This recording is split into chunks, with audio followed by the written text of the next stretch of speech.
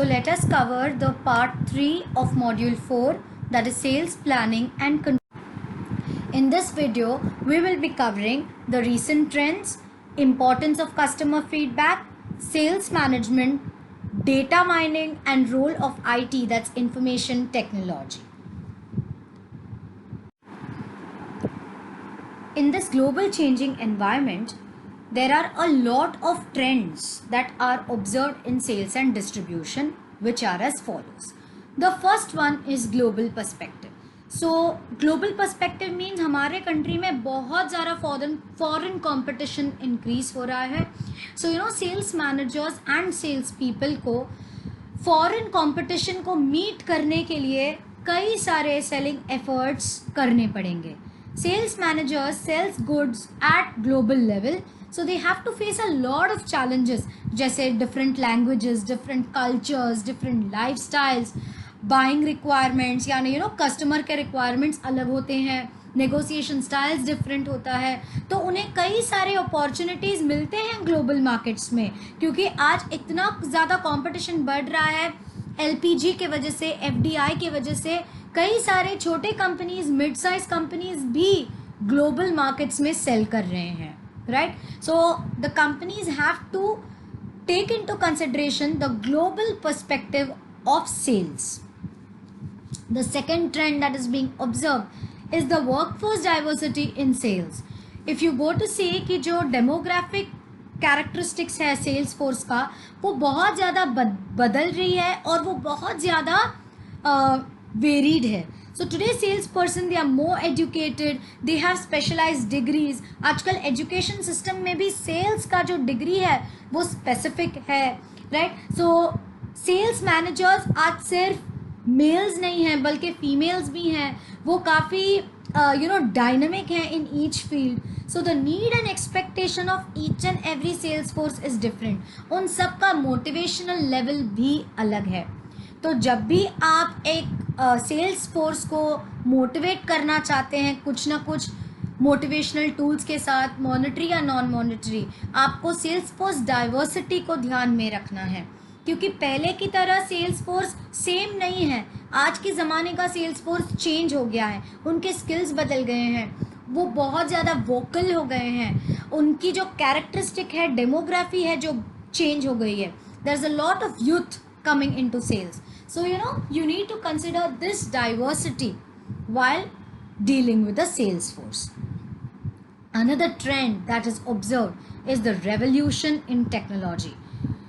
Digital marketing information system, that is MIS, management information system, इतना ज़्यादा capabilities बढ़ा दिए हैं. Today buyer को सारे information click of the mouse पे मिल जाता है, right? कोई भी एरिया, कोई भी प्रोडक्ट अगर उन्हें कंपेयर करना है, इंफॉर्मेशन कलेक्ट करना है, it's not only customers, even the companies are in a position to collect any kind of information through the technology, right. So इससे क्या होता है, कंपनी को अब इस चैलेंज को मीट करना है, तो कंपनी को अपना खुद का वेबसाइट बनाना है, अपने प्रोडक्ट्स को मार्केट करना है, ताकि कस्टमर्स को एक क्लिक ऑफ द माउस पे सारे इंफॉर्मेशन मिल जाए, राइट. मार्केटर्स अपने कस्टमर्स के हिसाब से कस्टमाइज प्रोडक्ट्स बना सकते हैं. आज क्या होना चाहिए, टू वे कम्युनिकेशन, राइट. सिर्फ आप अपने कस्टमर्स के साथ कम्युनिकेट ना करें, बल्कि आप एक ऐसा प्लेटफॉर्म क्रिएट करें टेक्नोलॉजी के ज़रिए जहां आपके कस्टमर्स भी आपके साथ कम्युनिकेट कर सके. So technology can definitely make sales very cost effective, okay, because technology का रेवोल्यूशन आज इतना हो गया है कि आप टेक्नोलॉजी को पॉजिटिवली यूज़ कर सकते हैं अपने सेल्स को इंक्रीज करने के लिए. We all know what is CRM. CRM stands for Customer Relationship Management. But what is ECRM? Electronic Customer Relationship Management. आज हमें अपने कस्टमर्स के साथ कंटिन्यूअस रिलेशनशिप रखना बहुत ज़्यादा ज़रूरी है. आप लोग सब जानते हो कि जब आप कोई भी वेबसाइट पे जाते हो तो एक आर्टिफिशियल इंटेलिजेंस वाला वो आपको हेल्प करने के लिए रेडी रहते हैं. If you have anything ask me now, तो आस्क मी नाउ पे अगर आप क्लिक करेंगे तो आपसे चैट करेंगे. तो इस तरीके से कंपनीज टेक्नोलॉजी के ज़रिए ECRM मेंटेन करते हैं, वो मेल्स भेजते हैं ताकि वो अपने एग्जिस्टिंग कस्टमर्स के साथ कंटिन्यूअस रिलेशनशिप बिल्ड करें। ECRM कैसे मेंटेन किया जाता है? डेटा माइनिंग से। वो एक डेटा बेस रखते हैं जहाँ पर वो अपने एग्जिस्टिंग कस्टमर्स के सारे इंफॉर्मेशन रखते हैं। उनके पास एक सॉफ्टवेयर होता है जहाँ पर वो कस्टमर के इंफॉर्मेशन भी समझ सकते हैं, राइट। सो लेट्स से फॉर एग्जांपल एक तरीका कैसा है ECRM मेंटेन करने का। तो आपको आजकल व्हाट्सएप में या नॉर्मल मैसेज में like shop stop wishes you a very very happy birthday and you like very happy, कैसे उनके पास वो इन्फॉर्मेशन आता है? जब आप उनके पास जाते हो, आप आपके डिटेल्स देते हो जो उनके सॉफ्टवेयर में ऑटोमेटिकली बैठ जाता है। तो उनका सॉफ्टवेयर एक ऑटो जनरेटेड मैसेज सारे कस्टमर्स को भेजता है। ये उनका एक तरीका है ECRM मेंटेन करने का, क्योंकि वो चाहते हैं कि अपने वैल्यूड कस्टमर को इम्पॉर्टेंट फील करवाएं, right. Next is having a team selling approach. Today you can't have an individual approach. You need to build sales through team selling, right? So what is a team selling approach? So team building approach is used when the company wants to build a long-term relationship with the customers, okay?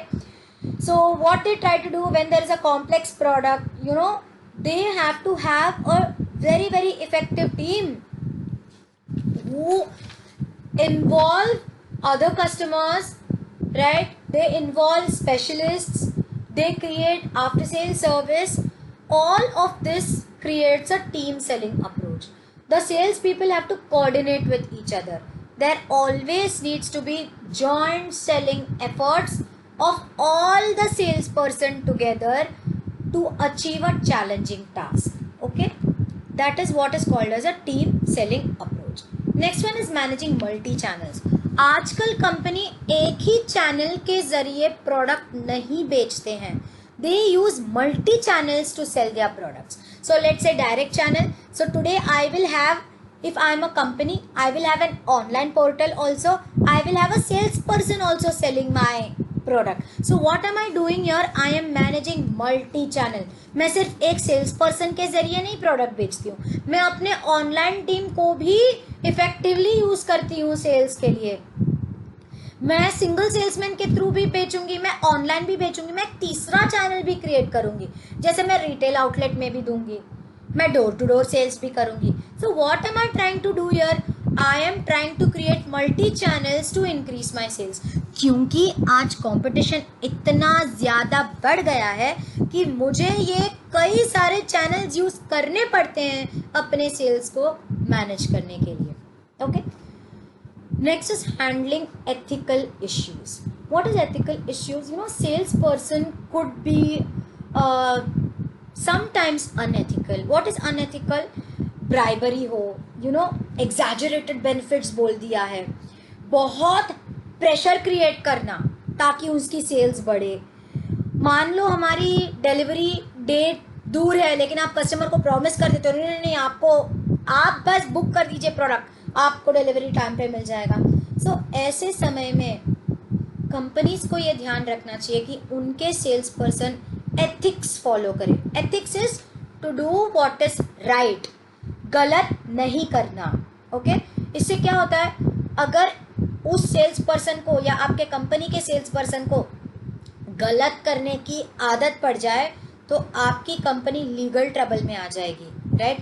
तो आजकल customers बहुत जागरूक हैं, सीधा complaint file कर देंगे, right. So you have to train your employees to be ethical. They need to work in the constraints of the law. और एक मॉरल ऑब्लिगेशन होता है, मन का बात होता है, देयर वेयर आई से नहीं यार, it's okay if I don't sell the product but I will not compromise on my ethics. मैं अपने मॉरल वैल्यूज पे कभी भी कॉम्प्रोमाइज नहीं करूँगा या करूँगी, राइट. इस तरीके के एम्प्लॉयज़ को आपको सिलेक्ट करने चाहिए और उन्हें ट्रेनिंग देनी चाहिए, right. Next is sales professionalism. आजकल सेलिंग इतना बढ़ गया है कंपटीशन के वजह से. सो आपको अपने सेल्स पर्सन के या सेल्स पर्सन का नॉलेज, स्किल्स, एटीट्यूड, ये सब कुछ डेवलप करना पड़ता है। और आप ये चीज़ कैसे डेवलप करोगे? Through training and development. Only through training and development they are going to be professional sales person. Okay, so you know companies have to spend a large amount for training, क्योंकि जब तक आप अपने sales person को train नहीं करोगे वो professionally आपके काम को डील नहीं कर पाएंगे।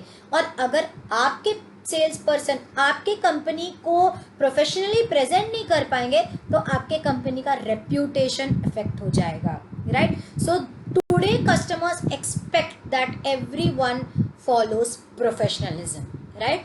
And the last one is e-selling. What is e-selling? Online sales. E-selling is a turning point for sales for the company as well as the customers. हम सब कई सारे वेबसाइट्स में जाते हैं book to purchase products. It could be any kind of product. Books है, fashion है, shoes है, इलेक्ट्रॉनिक आइटम्स है, गोल्ड है. हमारे पास कई सारे ऑनलाइन वेबसाइट्स हैं. तो कंपनी को क्या करनी चाहिए? भरोसा इंक्रीज करना चाहिए, सिक्योर नेटवर्क देना चाहिए, इजी वेबसाइट नेविगेशन देना चाहिए, आपके डिटेल्स हैक ना हो ऐसे व्यवस्था करनी चाहिए, right? So e selling is another trend that is followed in sales.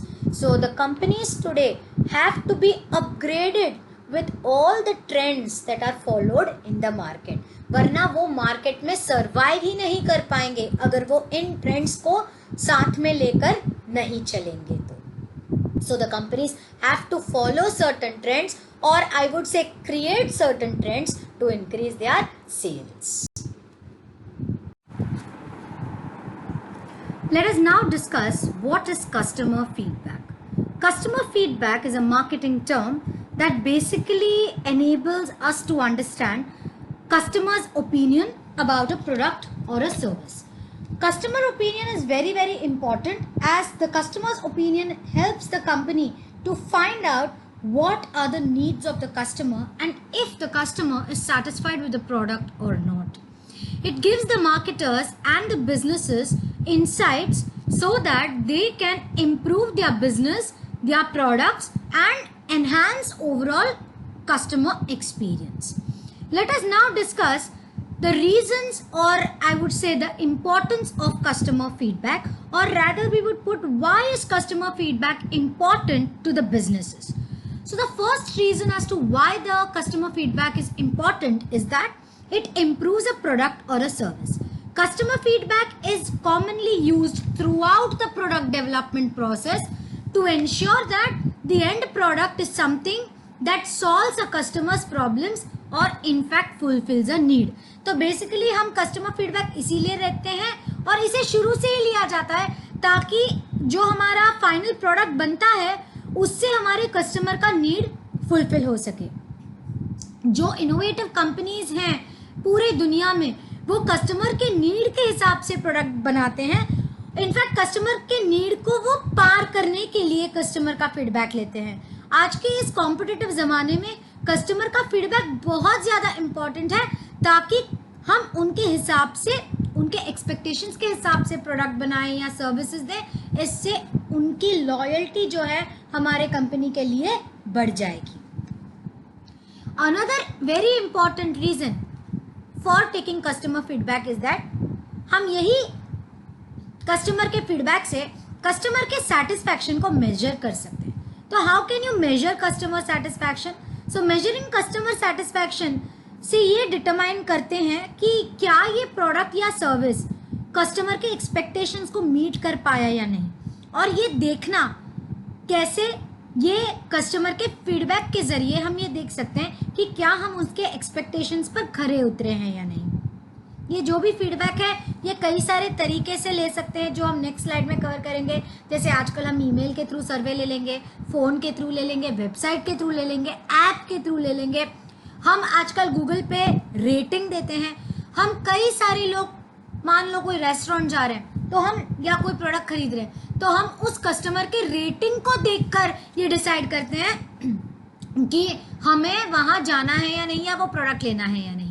So basically customer feedback एक जरिया है जिससे हम कस्टमर के सेटिस्फैक्शन लेवल को मेजर कर सकते हैं, right? It helps to create better customer service. Okay, यही कस्टमर फीडबैक से हम ये देख सकते हैं और या हम ये अंदाज़ा लगा सकते हैं कि हम कस्टमर को और अच्छे सर्विस कैसे दे सके।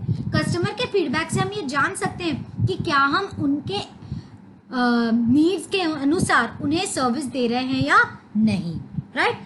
Another important reason for taking customer feedback is that it improves customer retention. What is retention? Retain करना यानी उन्हें अपने पास बनाए रखना। So a happy customer is a retained customer. तो एक फ्रस्ट्रेटेड कस्टमर क्या करता है कि कॉम्पिटिटर के पास चला जाता है, राइट। वो आपके कॉन्ट्रैक्ट को, आपके ऑर्डर को लास्ट मोमेंट में कैंसिल करके दूसरे के पास चला जाएगा। इनफैक्ट मैं तो ये कहूंगी कि एग्जिस्टिंग कस्टमर को रिटेन करने के लिए जो अनहैप्पी कस्टमर्स है ना, उनसे भी फीडबैक लेना चाहिए, क्योंकि वो अनहैप्पी क्यों है ये हमें जानना है। हमको ये इंश्योर करना है कि हम सारे कस्टमर्स के फीडबैक ले ताकि हम उन्हें और बेटर एक्सपीरियंस प्रोवाइड कर सकें, राइट। तो सबसे पहले कस्टमर फीडबैक के जरिए हमें ये देखना है कि क्या वो हैप्पी कस्टमर्स हैं या वो अनहैप्पी कस्टमर्स हैं, और उनके फीडबैक को बाद में हमें अपने कस्टमर्स को बनाए रखने के लिए कोशिश करना है, and that is what is called as customer retention. One more reason is that on taking customer feedback we can get some data जिससे हम accurate business decisions ले सकते हैं, right? जो भी business decisions लेते हैं वो सारे decisions data के ऊपर होता है, right? तो business owners और marketers कई सारे decisions गलत लेते हैं क्योंकि उनके पास inaccurate data होता है। Customer feedback एक ऐसा data tool है जिससे हम कस्टमर के रियल इंटेंशन को समझ सकते हैं। उनके इंटेंशन से हम ये समझ सकते हैं कि वो हमारे प्रोडक्ट के बारे में क्या महसूस करते हैं, right, what they feel about the product. ठीक है, अगर बहुत सारे कस्टमर्स को ये लगता है कि उनके प्रोडक्ट के फीचर में हमें कुछ ऐड करना चाहिए, तो हमें भी उसके ऊपर ध्यान में रखकर वो ऐड करना है। लेकिन ये डेटा हमको कैसे मिला? कस्टमर के फीडबैक के जरिए मिला, राइट। सो इसीलिए कस्टमर का डेटा जो है उससे हम बिजनेस डिसीजंस ले सकते हैं सही तरीके से। Next one is identify customer advocates. Okay, what are customer advocates? They are the best marketing campaigns. So बहुत ज़्यादा वैल्यू ऑफर करते हैं कम खर्चे में। जब हम फीडबैक गैदर करते हैं, you know, when one gathers feedback from customers, you know it customer advocates are those who give you high scores, so you have to contact these customers and build stronger relationship, right? So this is what is called as identifying customer advocates, who will give you valuable insights or suggestions on the product, and based on that you can give them an excellent experience. In the next slide we are going to study the methods of taking customer feedback. So let's now do the methods of taking customer feedback. The first method of taking customer feedback is email survey. Okay, what is email survey?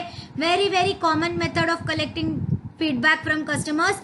Okay, cost effective है, पैसा ज़्यादा नहीं लगता है, हम एक questionnaire बनाकर उन्हें भेज सकते हैं और एक साथ कई सारों को मेल भेज सकते हैं, and that is called as an email survey. Next is SMS. SMS के जरिए भी हम सर्वे ले सकते हैं। ये थोड़ा सा कॉस्टली हो जाता है क्योंकि हमें एसएमएस का पैक लेना पड़ता है, ठीक है। So customer feedback on mobile number भेजा जाता है एसएमएस के जरिए, राइट। आजकल का सबसे पॉपुलर टूल है सोशल मीडिया। सोशल मीडिया के पॉपुलैरिटी जो है वो सारे एजेस में है और ये बहुत पावरफुल टूल है कस्टमर का फीडबैक कलेक्ट करने का। तो it will come in the form of likes, dislikes, comment. आपको पता है ना, उसमें एक थम्स अप होता है, थम्स डाउन होता है। तो थम्स अप मतलब लाइक, या हम लाइक करते हैं, शेयर करते हैं, ये भी एक कस्टमर फीडबैक लेने का तरीका है, ठीक है। या हम नीचे कमेंट्स लिखते हैं। All these are types of customer feedbacks. Next is call centre. Okay, by direct call to the customers from the call centre of the company. क्या करती call centres of the company? सीधा call करते हैं और उनसे feedback मांगते हैं। आपको पता है जब आप कोई भी सर्विस लेते हो तब वो कहते हैं कि आपका कॉल रिकॉर्ड हो रहा है क्वालिटी एंड ट्रेनिंग पर्पस के लिए, या तो जब आप कोई भी ड्यूरेबल गुड्स लेते हो या आप कोई भी चीज़ खरीदते हो वो कहते हैं कि मैडम आपके पास एक लिंक आएगा, आपको उसमें आपका फीडबैक देना है, right? That is what is call centre feedback. Okay, and the last method of feedback is contact forms. What is contact forms? They are an excellent way of collecting customer feedback. Basically it is filled by the customer और बाद में इसे sales manager review करता है. तो company क्या करता है, ये फीडबैक को रजिस्टर में रखता है फीडबैक रिकॉर्ड के जरिए, राइट? सजेशन बॉक्स भी अवेलेबल है कभी कभी कस्टमर फीडबैक को कलेक्ट करने के लिए. तो इन कई सारे तरीकों से हम कस्टमर के फीडबैक ले सकते हैं, और वो तरीके क्या है? Email survey, SMS, social media, call centre and contact forms. बहुत ज़रूरी है कस्टमर फीडबैक लेना ताकि हम ये समझ सकते हैं कि कस्टमर को क्या चाहिए और क्या हम उनकी नीड्स के ऊपर खरे उतर पा रहे हैं या नहीं. इसी फीडबैक से हम और इम्प्रूवमेंट कर सकते हैं. We all know today that information technology plays a very important role in supporting all aspects of the selling function. The role of IT in sales management is very simple. It's designed to make the life of every sales person very easy. Okay, by using information technology the productivity and performance increases. जो 10 लोग काम करते थे आज 3 लोग वही efficiently काम कर सकते हैं. इनफैक्ट आज IT के बगैर कोई काम कोई भी फील्ड में नहीं होता है. वैसे ही सेल्स पर्सन को भी IT का बहुत ज़्यादा इस्तेमाल करके वो अपने सेल्स को इंक्रीज कर सकते हैं, राइट? जो सेल्स पीपल होते हैं वो ERP that is enterprise resource planning के जरिए कई सारे डेटा मैनेजमेंट करते हैं और वो डेटा को सेल्स को इंक्रीज करने में यूज करते हैं. सो इंफॉर्मेशन टेक्नोलॉजी एक बहुत ही सिग्निफिकेंट और एसेंशियल पार्ट है बिजनेस का. मल्टीनेशनल कंपनीज भी भारी मात्रा पर इसे यूज करते हैं ताकि वो सेल्स को नेशनल से लेकर ग्लोबल लेवल तक पहुंचा सके, राइट? सो कई सारे टेक्नोलॉजीज यूज होते हैं सेल्स के लिए. जैसे हम सब जानते हैं ई कॉमर्स आज बहुत ज़्यादा बढ़ रहा है. ऑर्डर से लेकर डिलीवरी एंड इवन फीडबैक के लिए हमें इंफॉर्मेशन टेक्नोलॉजी के कई सारे टूल्स बहुत काम आते हैं. So what is the role of IT, या हम ये टूल्स को कैसे यूज़ करते हैं? So the first thing is big data. Okay, what is big data? Big data से क्या होता है, सेल्स ऑर्गेनाइजेशन जो है वो बहुत आसानी से सेल्स को मैनेज कर लेते हैं, राइट? वो अपने होने वाले कस्टमर्स के नीड्स एंड वांट्स को बिग डेटा के जरिए मैप कर सकते हैं, right? With this with these kind of data models they can easily identify their potential customers. Another role of information technology is for outsourcing sales and marketing functions. Okay, so companies, what they can do, they can focus on production and they can strategically outsource sales and marketing. Okay, and they can create more business, right? So marketing agencies, e-commerce utilities, e-channel partners, technical expertise, ये सारे चीज़ें वो sales and marketing function को outsource कर सकते हैं. Another very good role of information technology comes in Salesforce automation. What is Salesforce automation? So Salesforce automation solutions automates lot of selling tasks so that the employees can focus on activities that actually will generate sales and revenue, right? So what does Salesforce automation do? A lot of activities related to sales are automated. Reports are easily generated online. Contact list is prepared. तो ये sales person को physically ये सब करने की ज़रूरत नहीं है. वो एक सॉफ्टवेयर के ज़रिए सेल्स के कई सारे एक्टिविटीज़ को ऑटोमेट कर देते हैं. सिर्फ सेल्स पर्सन किस पे फोकस करेंगे? जो काम उन्हें ज़रूरी है सेल्स को और प्रॉफिट को इंक्रीज करना, वो उसी पर फोकस करेंगे. Another very important aspect of information technology in sales management is the cloud-based CRM. Okay, what is cloud-based CRM? So customer management systems, these are powerful tools so that organization can give a complete overview of the customer relationship. तो customer relationship को ये cloud-based CRM कैसे integrate करता है? Marketing, sales and customer support. Traditional CRM method जो था वो काफ़ी ऑर्गेनाइजेशन बेस्ड था, ऑफिस एनवायरनमेंट में था, लेकिन क्लाउड बेस्ड सीआरएम जो है वो इंफॉर्मेशन को कहीं से भी एक्सेस करवा सकता है. So now what is used as cloud based CRM that integrates marketing, sales and customer support. Okay, next is customer interaction centers. So organizations have to bring together call centers, web, email, fax, other marketing technology so that they can manage their resources, infrastructure as well as the interaction with the customers together and efficiently. तो customers के साथ interact करना बहुत ज़्यादा ज़रूरी है. तो company को ये कोशिश करनी चाहिए कि वो कॉल सेंटर्स, ईमेल, फैक्स, दूसरे मार्केटिंग टेक्नोलॉजी जैसे ऐप्स हैं, ये सारी चीज़ों को एक साथ लाकर कस्टमर का इंटरैक्शन कंटिन्यूसली उन्हें बढ़ाना चाहिए. राइट. सोशल प्लेटफॉर्म्स, आज हम सब जानते हैं कि सोशल मीडिया के प्लेटफॉर्म्स जो हैं वो बहुत ज़्यादा, बहुत हद तक लोगों को इन्फ्लुएंस करते हैं नए कस्टमर्स को अट्रैक्ट करने के लिए. सोशल मीडिया प्लेटफॉर्म्स अपॉर्चुनिटी देते हैं कंपनीज को कस्टमर्स के साथ कंटिन्यूअसली टच में रहने के लिए. पहले ऐसे कोई सोशल प्लेटफॉर्म नहीं था जहां पर आप एक साथ लाखों कस्टमर्स, सिर्फ अपने एरिया के नहीं बल्कि इंटरनेशनल कस्टमर्स से भी आप कंटिन्यूअसली टच में रह सकते हो. और सोशल प्लेटफॉर्म का ये एक और बहुत बड़ा एडवांटेज ये है कि आप टेक्नोलॉजी के ज़रिए क्विक कस्टमर फीडबैक ला सकते हो. राइट. तो सोशल प्लेटफॉर्म को बहुत पॉजिटिवली यूज़ किया जाता है. What is social platform? Nothing but a form of information technology. Right. And last one is mobile technology. So mobile devices जो हैं जैसे कि स्मार्टफोन्स हैं, टैबलेट्स हैं, ये सारे सेलिंग प्रोसेस को चेंज कर दिया गया है. अगर आज आप एक फैशन डिज़ाइनर के पास भी जाते हो तो वो आपको फ़ोन के टैबलेट से डिज़ाइंस दिखाते हैं. ये मोबाइल टेक्नोलॉजी को यूज़ करते हैं अपने सेल्स को इंक्रीज करने के लिए. आजकल सबके पास स्मार्टफोन है, सबके पास टैबलेट है. अगर आपको कुछ भी जानकारी चाहिए आप सीधा फ़ोन उठाओगे और टाइप करोगे. आपको लैपटॉप की भी ज़रूरत नहीं होती है.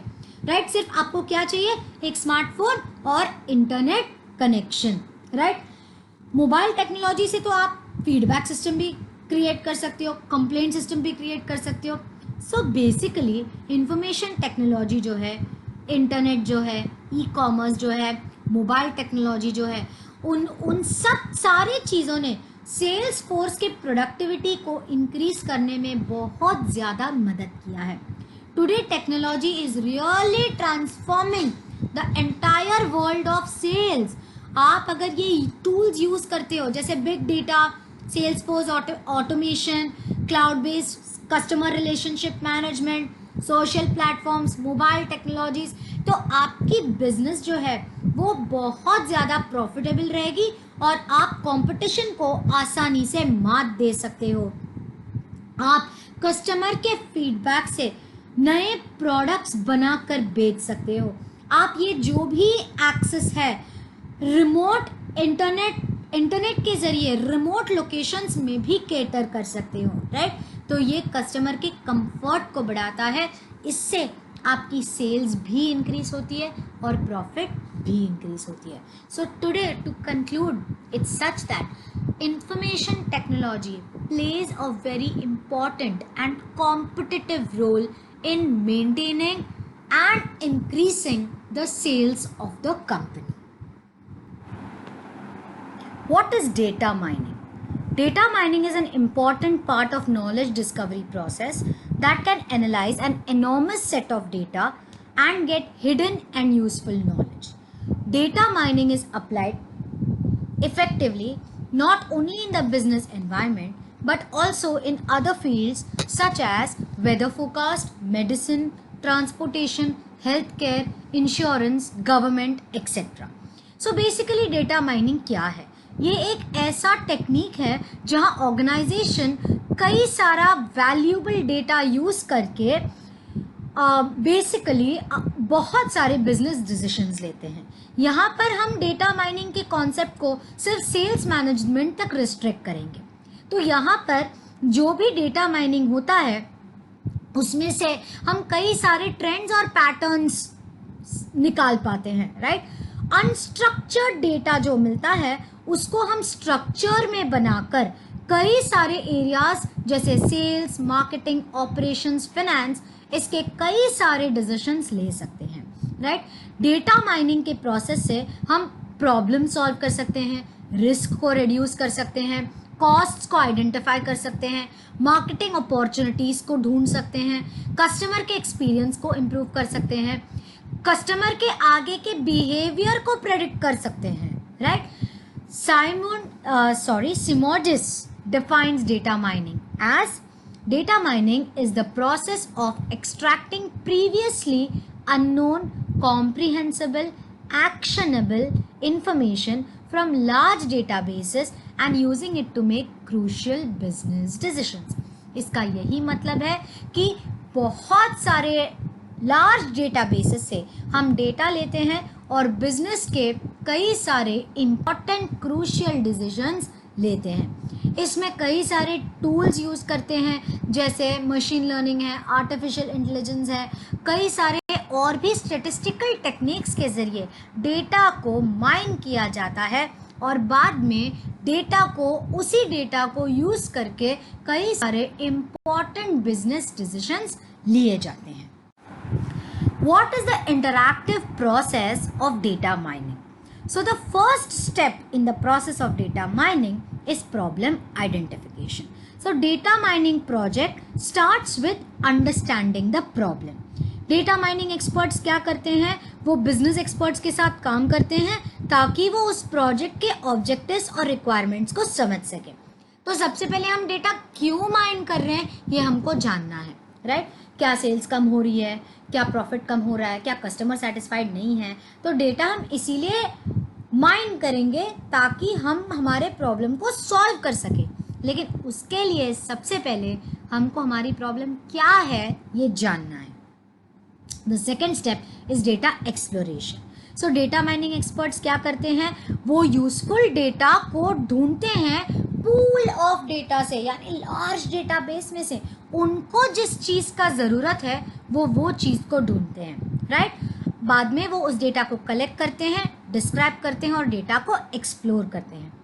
अब वो डेटा को प्रिपरेशन में लाते हैं, राइट. डेटा माइनिंग एक्सपर्ट्स क्या करते हैं? वो डेटा मॉडल्स क्रिएट करते हैं. तो वो डेटा को कलेक्ट करते हैं, क्लेंस करते हैं, फॉर्मेट करते हैं, राइट. क्योंकि डेटा माइनिंग का जो प्रोसेस है उसको एक सर्टन फॉर्मेट लगता है, राइट. इसीलिए यहाँ डेटा को क्या करते हैं? हम इसको रिकॉर्डिंग करते हैं टेबल्स में, राइट. कई सारे एट्रीब्यूट्स में डिवाइड करते हैं. तो यहाँ पर हम डेटा को प्रिपेयर करते हैं ताकि हम एक एक्चुअल डिसीजन तक पहुँच सके, ठीक है. वो डेटा को समझ पाना भी तो होना चाहिए. डेटा को समझने के लिए हमें डेटा को प्रिपेयर करना पड़ता है. The next step is modelling. तो डेटा माइनिंग एक्सपर्ट्स क्या करते हैं? इससे कई सारे मॉडलिंग टेक्निक्स बनाते हैं, right. They apply various mining functions because one can use different mining functions for the same type of data mining problem. वही प्रॉब्लम को आइडेंटिफाई करने के लिए अब वो स्टैटिस्टिकल मॉडल्स यूज करते हैं, राइट. उसके बाद वो इवैल्यूएट करते हैं. अब वो उस मॉडल को इवैल्यूएट करेंगे. If the model does not satisfy their expectations, जो प्रीवियस स्टेप में उन्होंने मॉडल बनाया है वो मॉडल को वो इवैल्यूएट करते हैं. अगर वो मॉडल उनके प्रॉब्लम को सॉल्व नहीं कर रहा है तो वो फिर से मॉडलिंग में जाकर एक नया मॉडल क्रिएट करेंगे जिससे उनकी प्रॉब्लम फाइनली सॉल्व हो, राइट. और अगर वो मॉडल बनाने में सक्सेसफुल हो जाते हैं, बाद में वो डिप्लॉय करते हैं, राइट। अब वो ये रिजल्ट जो है टेबल्स में, स्प्रेडशीट्स में डिवाइड करते हैं और फिर वो डेटा को कन्वर्ट करते हैं, right.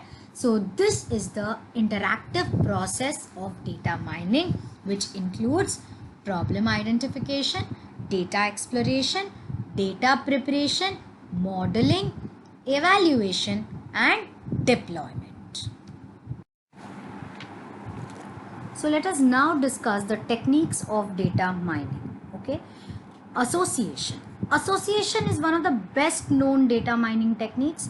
So in association what happens is एक pattern discover होता है based on the relationship of items. इसीलिए इसका नाम relationship technique भी है, right? So यहाँ पर हम क्या करते हैं, association ढूंढते हैं में which is based on a market basket analysis. ये ढूंढने के लिए so to identify that कौन से set of products customers frequently purchase करते हैं, ठीक है। तो retailers क्या करते हैं, association technique यूज करते हैं ये ढूंढने के लिए कि कस्टमर के बाइंग हैबिट्स क्या हैं, कौन से बेसिस पे, let's say historical cell data के ऊपर यानी पास्ट डेटा के ऊपर ये ढूंढते हैं कि कस्टमर्स क्या हमेशा पिज्ज़ा के साथ कोक ही बाय करते हैं, बर्गर के साथ फ्राइज ही बाय करते हैं। तो इससे क्या होता है, वो बर्गर, फ्राइज और कोक तीनों का कॉम्बिनेशन आपको मैकडॉनल्ड्स में मिल जाता है। तो ये सबसे पहले कंपनी क्या करती है, एसोसिएशन ढूंढती है और इस एसोसिएशन से वो सर्च करते हैं कि कस्टमर के बाइंग हैबिट्स क्या हैं। This is called as association technique. Next one is classification technique. Okay, what is classification technique? So classification में हम क्या करते हैं, basically this is a machine learning technique, ठीक है। तो क्लासिफिकेशन में हम क्या करते हैं, हम डेटा को सेट्स ऑफ डेटा में क्लासिफाई करते हैं, ठीक है। इसका हम ग्रुप्स बनाते हैं या सेट ऑफ क्लासेस बनाते हैं। Classification method requires use of mathematical techniques, ठीक है। So in classification software is developed that can learn to classify the data items into groups. So let's say कि रिकॉर्ड ऑफ एम्प्लॉयज लेते हैं who left the company और हम ये predict करते हैं कि आगे कौन छोड़ने वाला है, यानी हम ये एम्प्लॉय के ग्रुप को दो हिस्सों में क्लासिफाई कर रहे हैं, दैट इज कौन कंपनी छोड़ता है, that is who will leave, और कौन कंपनी में रुकता है, that is they will stay, right. तो यहाँ पर हम क्या करते हैं, एम्प्लॉयज को दो सेपरेट ग्रुप्स में डिवाइड करते हैं, who will leave and who will stay, and then the data mining software classifies them into separate groups. तो हमने क्या किया, यहाँ पर कंपनी के एम्प्लॉयज का रिकॉर्ड लिया है, राइट, जिन्होंने कंपनी छोड़ दिया है, और जो अभी हैं उसमें हम ये प्रेडिक्ट करेंगे कि जो आगे छोड़ सकते हैं। तो यहाँ पर हमने एम्प्लॉयज को दो हिस्सों में क्लासिफाई कर दिया है, right. The next technique that we will be using is the clustering technique. So what is the clustering technique? Clustering is a data mining technique that makes a meaningful or useful cluster of objects which have similar characteristics. यानी हम क्या करते हैं, एक cluster में एक characteristics को predefine करके उसका एक क्लास बना लेते हैं। एग्जाम्पल के जरिए हम इसे समझेंगे। एक लाइब्रेरी है जहाँ पर कई सारे रेंज ऑफ बुक्स हैं, तो हम क्या करते हैं, अब लाइब्रेरियन का क्या एक चैलेंज होगा कि यार वो सारे बुक्स को कैसे अच्छे से स्टैक करे जिससे रीडर्स जो है उन्हें जब बुक चाहिए तब वो आसानी से बुक को ढूंढ सके बिना किसी तकलीफ के, राइट। तो क्लस्टरिंग टेक्निक क्या है, they have some similarities in one cluster. तो हम क्या करेंगे, एक जो एरिया ऑफ बुक है उसको एक शेल्फ में रखेंगे, दूसरा जो एरिया ऑफ बुक है उसको दूसरे शेल्फ में रखेंगे। तो इससे क्या फ़ायदा होता है क्लस्टरिंग से? क्लस्टरिंग से ये फ़ायदा होता है कि उस बंदे को एक सब्जेक्ट के बुक के लिए पूरे लाइब्रेरी में घूमने की ज़रूरत नहीं है, वो उस बुक को वही जगह पर ढूंढेगा जहां उसने स्टैक किया है। यानी हमने यहाँ पर क्या यूज़ किया है, क्लस्टरिंग टेक्निक यूज किया है. Okay, one more area of data mining और one more technique of data mining is clustering, is prediction. Okay, prediction क्या है? जैसे नाम से ही कहा जाता है, हम यहाँ पर प्रेडिक्ट करते हैं कि दो वेरिएबल्स का रिलेशनशिप क्या है, एक डिपेंडेंट वेरिएबल और एक इंडिपेंडेंट वेरिएबल. तो ये 4 टेक्निक से हम डेटा को माइन कर सकते हैं. वापस मैं रिपीट करती हूँ, एसोसिएशन यानी हम यहाँ पर कस्टमर के हैबिट्स के क्या वो क्लब करके देने से वो क्या ज़्यादा परचेज करेंगे जिससे सेल्स बढ़ता है, दैट इज एसोसिएशन. क्लासिफिकेशन यानी हम 2 ग्रुप्स में उसको डिवाइड करते हैं. क्लस्टरिंग यानी सेम कैरेक्टरिस्टिक्स वाले को एक साथ रखते हैं. एंड प्रेडिक्शन यानी हम यहाँ पर इंडिपेंडेंट और डिपेंडेंट वेरिएबल के बीच में रिलेशनशिप लाते हैं. Right, so basically data mining क्या है? डेटा माइनिंग में हम कई सारे पैटर्न्स ढूंढते हैं फोरकास्टिंग के. सो डेटा माइनिंग टेक्निक्स जो हैं, इससे हम बहुत सारे फ्यूचर ट्रेंड्स को प्रेडिक्ट कर सकते हैं जिससे बिजनेस ग्रो होती है. डेटा माइनिंग जो है वो सिर्फ सेल्स को इम्प्रूव करने के लिए नहीं बल्कि कस्टमर रिलेशनशिप मैनेजमेंट में भी बहुत ज़्यादा काम आते हैं. डेटा क्लस्टरिंग जो है वो जैसे हम डिस्कवर कर सकते हैं, सेगमेंट कर सकते हैं. डेटा माइनिंग के ज़रिए बहुत ज़्यादा हेल्पफुल है कंपनी को अपने प्रॉफिट को मैक्सिमाइज करने के लिए without wasting time and resources. So basically businesses use data techniques to examine कि उन्होंने कितना return on investment पाया है. What is return on investment? जो पैसा उन्होंने इन्वेस्ट किया है उससे उन्हें कितना रिटर्न्स मिल पा रहा है, वो डेटा माइनिंग से वो भी आइडेंटिफाई कर सकते हैं. वो कई सारे कंपनी जो है कई सारे बिजनेस प्रॉब्लम्स को डेटा माइनिंग के ज़रिए दूर कर सकते हैं. जैसे मार्केटिंग टीम को एबिलिटी देना प्रेडिक्ट करने का, कैंपेन की इफेक्टिवनेस, मेलिंग कॉस्ट कम करना, टेलीकम्युनिकेशन फ्रॉड कम करना. राइट, बेसिकली मिडलमैन और एजेंट्स के फ्रॉड को कम करना. राइट, बहुत सारे retail shops, hospital, banks, insurance companies, ये सारे डेटा माइनिंग के टेक्निक्स यूज़ कर रहे हैं. रिटेल कंपनीज डेटा माइनिंग को कस्टमर को ढूंढने के लिए और उनके बाइंग पैटर्न, बिहेवियर को समझने के लिए ये टेक्निक यूज़ करते हैं.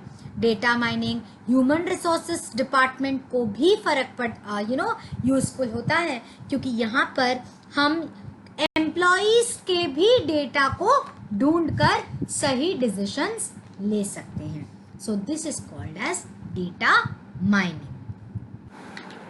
These were the references used. So this particular video covered the recent trends, importance of customer feedback, role of information technology, data mining, its techniques, right?